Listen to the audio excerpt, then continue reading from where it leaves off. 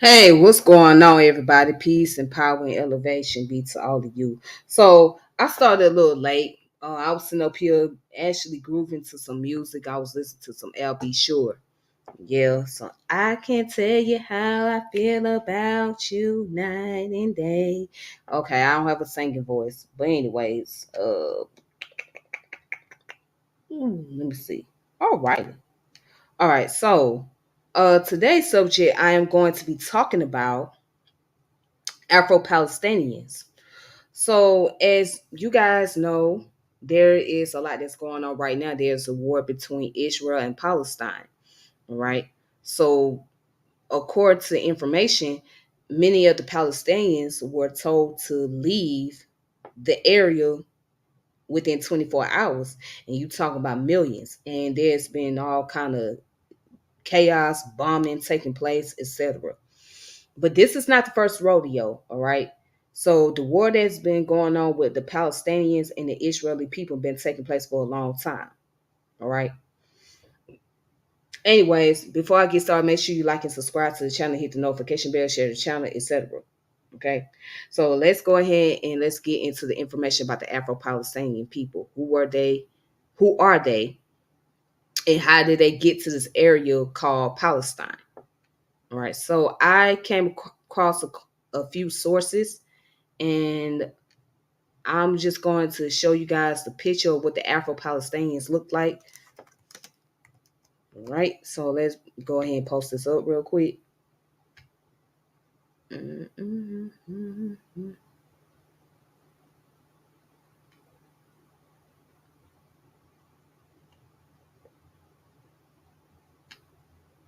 right, let me go ahead and let me open it up in a new tab. So right here, here's the picture of the Afro-Palestinian people, right?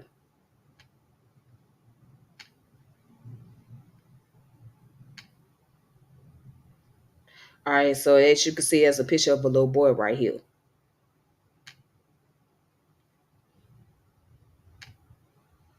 Now, many may wonder, well, why do you not hear so much about them? Why are they underrepresented? Because, of course, just like any other group of black people, they're going to always be underrepresented. I mean, blacks going to always be underrepresented in most cases because they're considered to be minorities, just like everybody else, right? So let's talk about who are they and how did they get there? What is their beginning? What is their origin? So now check this out right here. I'm gonna go to the wiki source, as y'all can see it. All right, and then right here, according to the source, it says the Afro-Palestinians are Palestinians of Black African heritage, a minority of Afro-Palestinians, which number around 300 to 450, reside in an African enclave around the Ba al Majlis in the Muslim quarter of Jerusalem. Some of the community dwell in other areas of Jerusalem, such as the Beit Hana and Atul. There are also Bedouin Palestinians outside Jerusalem who have descent lines linking them to the people of African origin, such as in the West Bank of Jericho and Gaza. All right. So many of the Afro-Palestinian people are Muslims. Okay. So they're Muslims. So right here, and it goes down to talk about their background. It says by the ninth century, it is estimated that some 3 million Africans have been resettled as enslaved people in the Middle East, working as soldiers and laborers in the riverine plantation economics, as is illustrated by the life of Mansa Musa, the king of medieval kingdom of Mali. Pilgrimage by African converts to Islam became an established practice, though regular pilgrimage only became commonplace in the 15th century as the Islamic faith spread beyond the narrow confines of the Sultanate's courts to the people at large.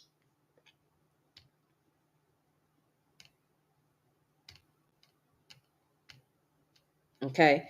It says there are some Palestinian communities which traces their origin to the pilgrims from Sudan and Central Africa, mainly Chad, who are said to have reached Palestine as early as the 12th century. Their initial aim was to take part in the Hajj and reach Mecca after which they visit Jerusalem to visit the Al Aqsa Mosque. Many Afro-Palestinians also hail from forefathers who came to Palestine enslaved in service to the Ottomans. All right. Then it goes on to say people whose ancestors came from Nigeria, Sudan, Senegal, and Chad made up most of the of the community, and most of these came to Palestine during the British Mandate. Many, according to Abraham Milligram, came as conscripted laborers during the General Edmund Allenby's campaign against the Turks in the later stages of World War One. Another group traced their lineage to the Arab Salvation Army who fought on the Arab side of the 1948 Arab-Israeli War. All right. Then it goes on to say the Jerusalem community of Afro-Palestinians, 50 families, now numbering some 300 or 450 members, reside in two compounds outside the Haram Ash Sharif, right, which is the west of the inspected gates. All right, the Rabat al Masuri and Rabat of Aladdin. Okay, they were built between 1267 and 1382 and served as the Rabats, hostels for visiting Muslim pilgrimage under Meluk. This distinctive enclave has been called Jerusalem Little Harlem. During the Arab Revolt of World War One, the Ottomans converted the compounds into jails, one known as the Blood Prison and the other one as the Hanging Prison, where prisoners were detained and executed. The community has restructured part of this former prison to create a mosque. Until the Israeli occupation that began in 1967, they were employed as guard at the Haram Ash Sharif, a function now taken over by the Israeli soldiers. These have close links with similar communities in Acre and Jericho, established when Africans came to work in the Umayyad sugar industry. So the community in northern Jericho have often been called the slave of the Yuk, even in the modern times. All right. So that's a piece of information right there. So as you can see, let's go down, right? Many do trace their origin back to Sudan and Central Africa. And then it also mentioned that they have ancestors. There are those who have ancestors who came from Nigeria, Sudan, and Senegal and Chad, which make up most of the community. Okay. All right. So again, the reason why you don't hear much about the Afro-Palestinian people is because they're going to always be underrepresented. All right. They are the minorities. All right. So now let's go into another article.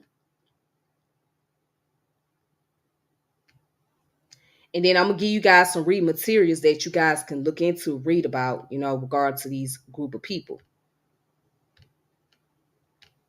So here is an article about the Afro-Palestinians.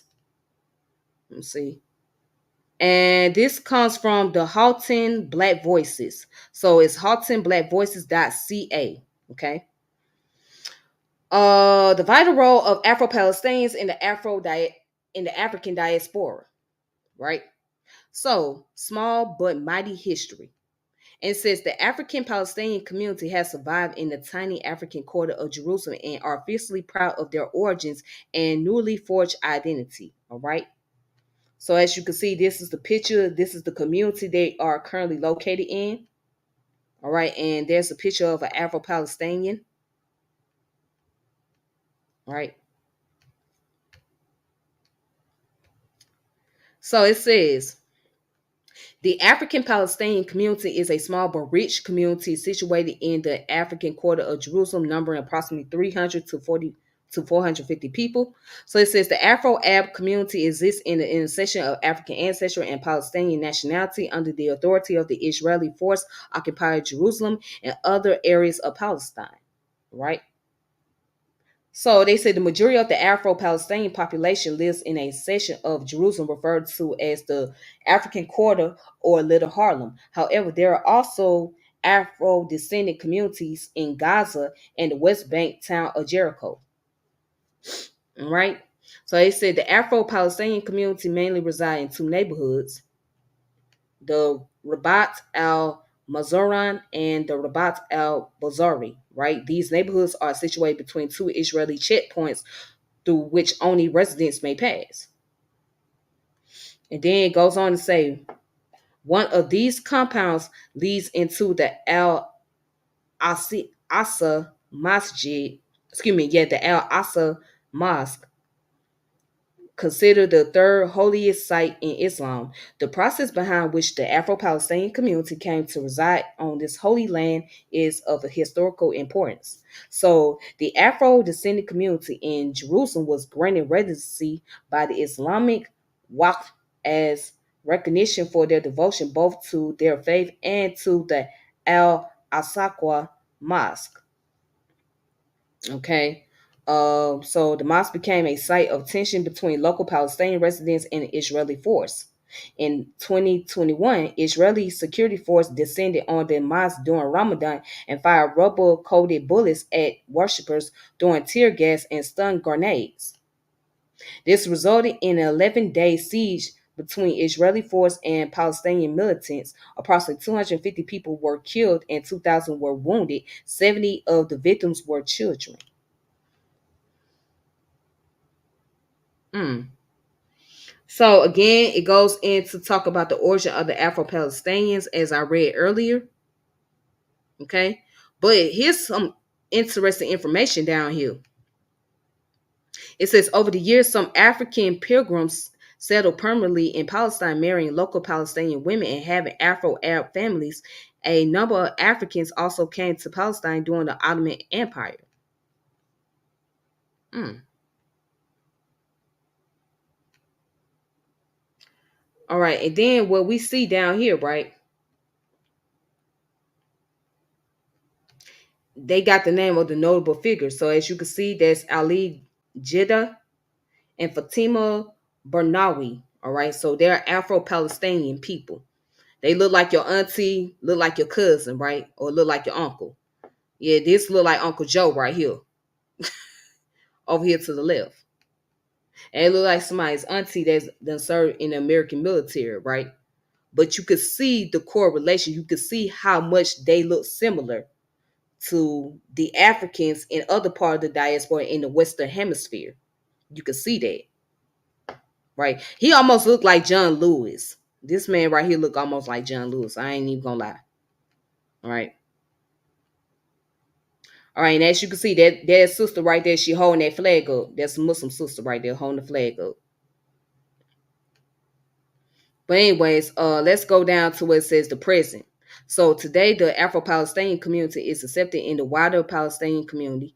That said, in recent years, Afro-Palestinians have spoken out about the racist prejudice they've been subjected to under Israeli occupation, and many of the Afro-Palestinians who have protested Israeli occupation have found themselves detained, harassed, or even imprisoned.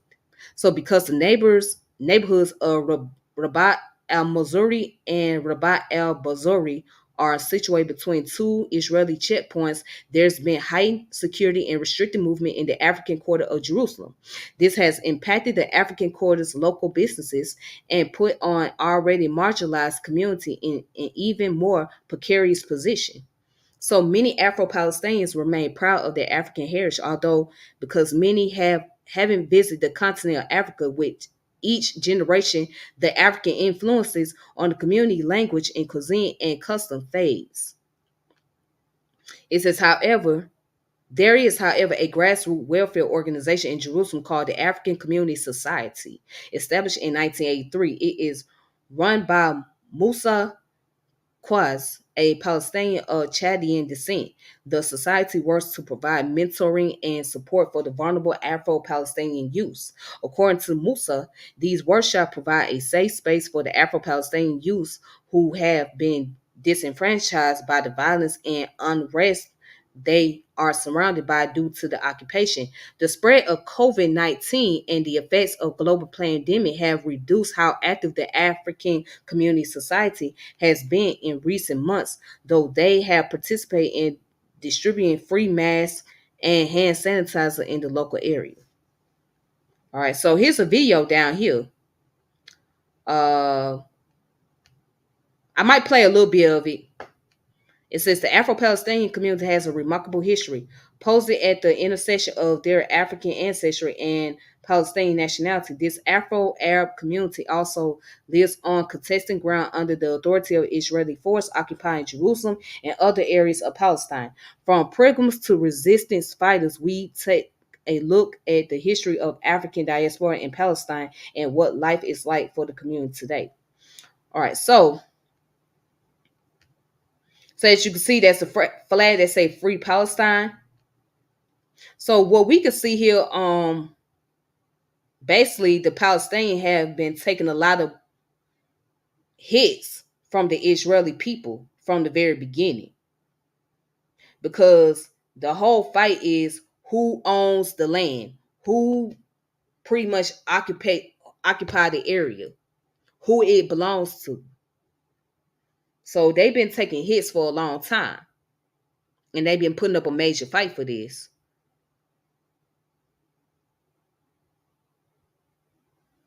But the vulnerable people, or the minority, or the people who are considered to be the outcasts, they're going to take the most hit. They're going to be more affected because they're the outcasts. So, the whole situation is really sad.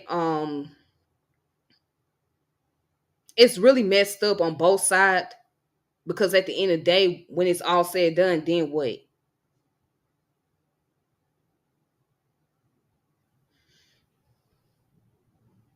But that's always been the case. Somebody want to fight over land, somebody want to control resources, somebody want to occupy the country, or whatever the case may be. They want to bring about cultural influence. There's going to always be an issue of that. So my hearts really go out to those brothers and sisters out there in Palestine, and in Israel, but more so with the Palestinians, because of all this chaos and all this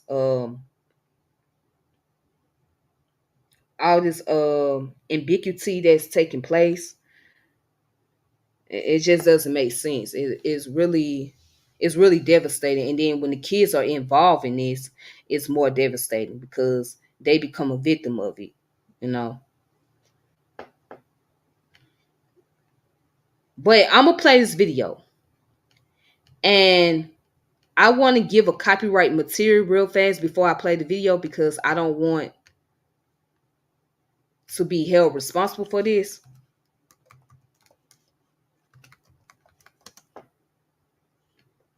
So,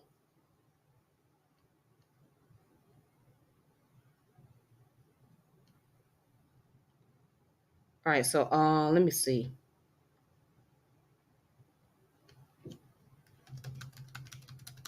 Let me give a disclaimer, okay?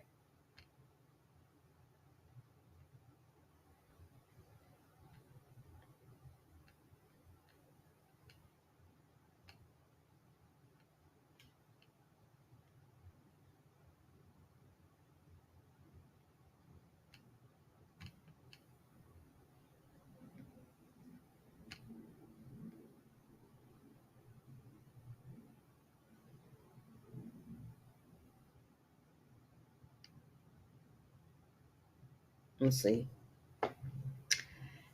Peace, my brother. The brother said, "Peace, Tiffany from Britain, is none of their land. The Haitis or the Houthis are from Russia. The fake Palestinians are Syrian." Hmm. Both ethnic groups are anti-black. It just the fact that you're right, and I agree. I can agree with that. But the most concerning is the innocent women and children that's involved, especially when the kids are involved in this.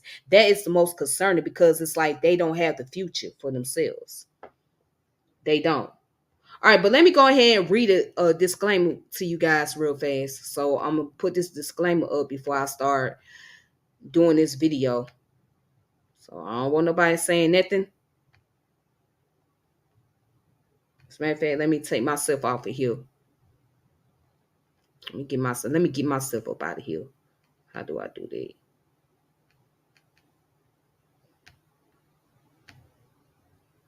All right. So here's a disclaimer. Due to the All right. So, due to the social nature of this site, this channel may make use of copyright material, the use of which has not always been specifically authorized by the copyright owner. Its application constitutes a fair use of any such copyright material as provided for in Section 107 of the U.S. Copyright Law, in accordance with Title 17 U.S.C. Section 107.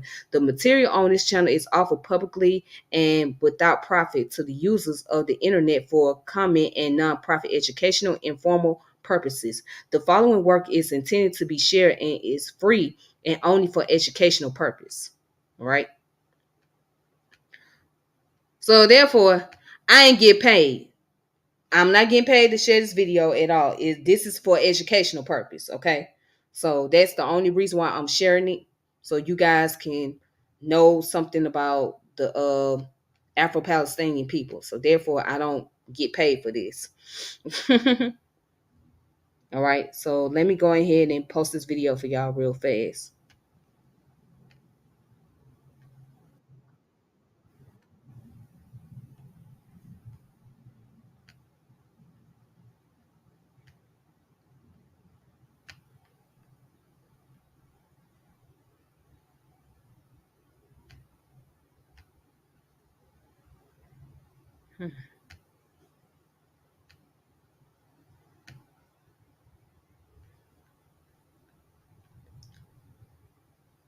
All right, so let me go ahead and play this video for y'all. I'm gonna put myself on mute. All right.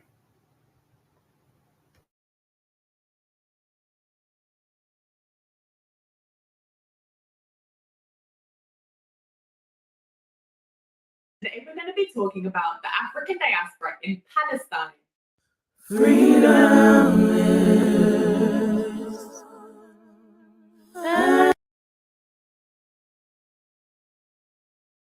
Hey guys, thank you for joining me once again for another look at Afro-descendant communities around the world. This time we're talking about the African diaspora in Palestine. Given recent events in Palestine, it seems like a timely moment to shine a light on the Afro-Palestinian community, their remarkable history, and the ways in which they have been affected by Israeli occupation in Palestine. Although the Afro-Palestinian community is largely concentrated in Jerusalem, there are also Afro-descendant communities in Gaza and the West Bank town of Jericho. The biggest Afro-Palestinian population can be found in an enclave in Old Jerusalem, often referred to as the African Quarter or Little Harlem. Estimates put the current Afro-Palestinian community at between 350 and 450 people, distributed across roughly 50 different families. They mainly reside in two neighborhoods, Ribat al-Mansouri and Ribat al-Busari. One of these compounds leads onto the Al-Aqsa Mosque, considered the third holiest site in Islam. This mosque was recently the focal point of clashes between local Palestinian residents and Israeli forces. Tensions flared up again in early May 2021 when Israeli security forces besieged the Al-Aqsa Mosque during the Muslim holy month of Ramadan. When it comes to the origins of the Afro-Palestinian community, there have been several distinct influxes of African migration to Palestine over the years. From at least the 12th century onwards, if not earlier, African Muslims made regular pilgrimages to the Middle East. Many African Muslims who participated in the Hajj, the annual pilgrimage to Mecca, would visit the Al-Aqsa Mosque on their return journey. Over the years, some African pilgrims settled permanently in Palestine, marrying local Palestinian women and having interracial Afro-Arab families. A number of Africans came to Palestine during the time of the Ottoman Empire, when they were assigned to guard the Haram al-Sharif, or Temple Mount as it is also known.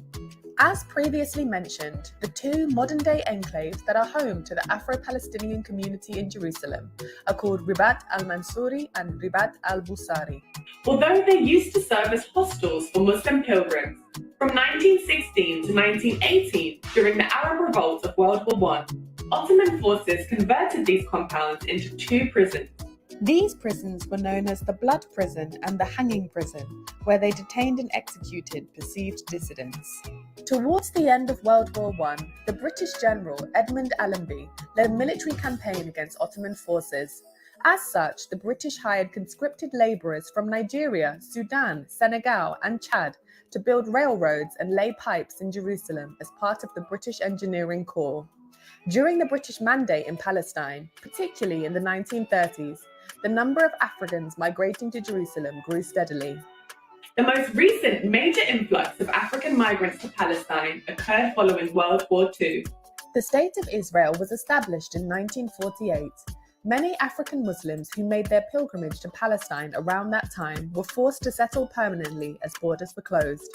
Some Africans even joined the Arab Liberation Army and fought on the side of the Palestinians. One of the best-known Afro-Palestinians in history is Ali Jidda, a former Palestinian resistance fighter of Chadian descent. Ali Jidda is best known for his involvement with the organization the Popular Front for the Liberation of Palestine. In response to the Israeli occupation of Jerusalem, in 1968 he planted 4 hand grenades on Strauss Street in Jerusalem, which injured 9 Israelis. Ali Jidda was sentenced to 25 years in prison, but was released in 1985 after serving 17 years. Following his release, Jida worked as a journalist before offering tours of the Old City in Jerusalem, teaching people about life in the area under Israeli occupation. Today, he lives in Beit Hanina in East Jerusalem and has 2 sons. Another well-known Afro-Palestinian resistance fighter is Fatima Benawi. Born to a Nigerian father and a Palestinian mother, Fatima became the first female Palestinian to be arrested on terrorism charges. In 1967, she made a failed attempt to bomb an Israeli cinema in Jerusalem and was sentenced to 30 years in prison, of which she served 10. Upon her release, she was sent into exile. Fatima Benawi returned in 1993 to serve as chief of the Palestinian Female Police Corps in Gaza. Fatima now lives in Jordan. The Afro-Palestinian community today are considered to be relatively well integrated and accepted in wider Palestinian society, and over the years they have actively engaged in the Palestinian resistance movement. For the community in East Jerusalem, sandwiched between 2 Israeli checkpoints, heightened security and restricted movement has meant that their local businesses have suffered. This puts an already marginalized community in an even more precarious position. Most Afro-Palestinians remain proud of their African heritage. There is a grassroots welfare organization in Jerusalem called the African Community Society. Established in 1983, it is run by Musa Kous, a Palestinian of Chadian descent. The society works to provide mentoring and support for vulnerable Afro-Palestinian youths. During the global pandemic, the African Community Society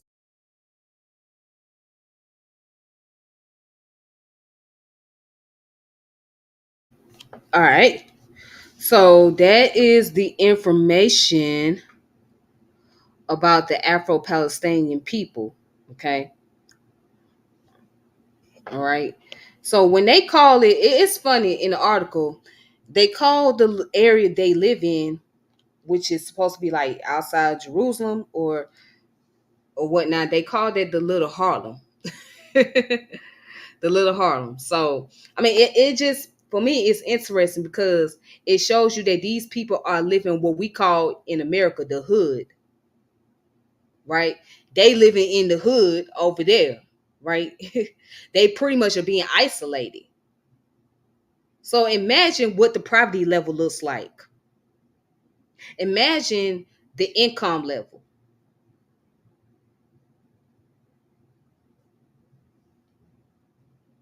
Just only imagine that. But I want to give you guys some books, some reading materials that you can look into. So if you guys go on this website right here, which is archive.org, if you're interested, this book is called Black Liberation and Palestine Solidarity, right? So it goes into the history about African Americans and how they build relationship with the Palestinians, you know, the African American revolutionaries during that time period, during the 70s and whatnot. So that's what the book is pretty much dealing with. But Basically, this book is called Black Liberation, Palestine Solidarity by Lenny Brenner and Matthew Quest. So this book came out on January the 1st of 1970. So if you guys are interested, you can check it out. You can go on this website right here, which is archive.org. Check it out. You can borrow the book or whatnot. And then there's another book that I came across. This book right here seems like it's pretty much similar. Show you. So this book is called Black Power in Palestine. Black Power in Palestine, the transnational countries of color. So to give a description, it says in 1967, Arab-Israeli war rocketed the question of Israel and Palestine onto the front pages of American newspapers. So Black Power activists saw Palestinians as a kindred people of color waging the same struggle for freedom and justice as themselves. Soon concerns over the Arab-Israeli conflict spread across mainstream Black politics and into the heart of the civil rights movement itself. Black Power in Palestine uncovers why so many African Americans, notably Martin Luther King Jr., Malcolm X, and Muhammad Ali, among others, came to support the Palestinians or felt the need to respond to those who did. So Americans first heard pro-Palestinian sentiments in public through the Black freedom struggle of the 1960s and 1970s. So Michael R. Fish, was it Fishback? Yeah, Michael R. Fishback uncovers this hidden history of the Arab Israeli conflict's role in African American activism and the ways that distinct struggles shape the domestic fight for racial equality. Black Power transnational connection between African Americans and Palestinians deeply affect U.S. Black politics, animating Black vision of identity well into the late 1970s. So Black Power in Palestine allows those Black voices to be heard again today. So in Chronicle this story, Fishback reveals how much about how American peoples of color create political strategies and sense of self in a place within U.S. and global communities. The shadow cast by events of the 1960s and 1970s continue to affect the United States in deep structural ways. This is the first book to explore how conflict in the Middle East shaped the American civil rights movement. All right, so this book is called Black Power in Palestine, and it came out in 2018. So if y'all want to check the book out, y'all can. All right.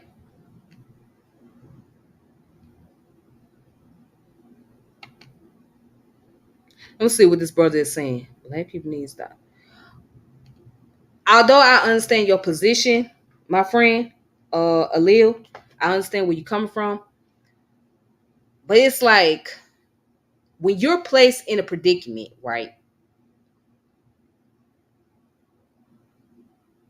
And you gotta figure out, well, what do you need to do to gain something or to get out of it? What you kind of like you don't have no choice, right? Because you the minority. You at the bottom of the barrel. So you trying to figure out, well, how you get out the bottom of the barrel. Where do you play a part at? Which side are you gonna choose? So that's where the decision comes in. But I do understand your statement, right? There should be more solidarities with Black people throughout the diaspora. Global solidarity. However, chances of that happening is very slim. It's very slim. It's not going to really happen. You know what I'm saying? Because we got other conflicts going on that is unnecessary and that creates a bunch of BS. Right? We got Black people who going against other Black people, saying who's a part of the diaspora, who ain't a part of the diaspora, who's American descendant of slaves, who ain't American. We got all this other conflict that's going on. That's bringing about a hindrance. Now, if Black folks can put aside their differences and focus on the global aspect of things, right, and focus on how Black people are affected globally, then I think we'll be a lot stronger. So we have to have that collective mindset for the most part. So I just want to respond to that comment right there. But anyways, y'all, so that's all I have for today. Thank you guys for watching my video. I really appreciate it. If you guys want to check out my previous videos, you're more than welcome. Make sure you subscribe and hit the notification bell, share the channel and whatnot. Yeah, check out all the previous videos that I have done so far. And shout out to the new subscribers on here. I really thank you guys for taking your time out to come check out my channel or whatnot. I'm gonna let y'all know that I'm gonna be doing a lot more with this channel, so it's only gonna take time. But for right now, I'm gonna keep y'all posted and updated on other topics as well. Yeah, so I'm gonna let you guys. I'm gonna keep you guys posted. So y'all just stay tuned. But until then, peace and power be to all you beautiful people out there. Thank you once again, and y'all have a great one. And y'all be safe. All right. Until next time.